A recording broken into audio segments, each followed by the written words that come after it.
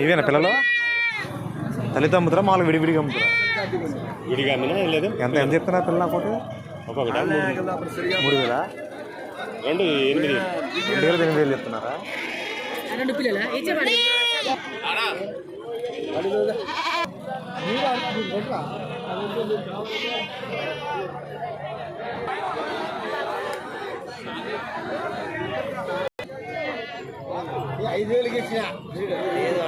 market లేదు వాళ్ళ దగ్గర